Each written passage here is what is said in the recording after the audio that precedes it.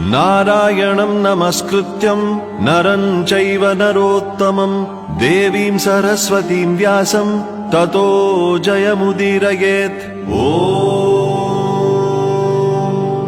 अथ सकल सौभाग्यदायक श्री विष्णु सहस्रनाम स्तोत्रम्। शुक्लांबरधरं विष्णुं शशिवर्णं चतुर्भुजं प्रसन्नवदनं ध्यायेत् सर्वविघ्नोपशान्तये।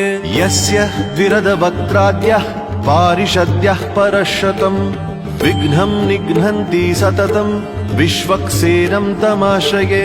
व्यासं वसिष्ठनप्तारं शक्तेः पौत्रमकल्मषं पराशरात्मजं वन्दे शुकतातं तपोनिधिं। व्यासाय विष्णुरूपाय व्यासरूपाय विष्णवे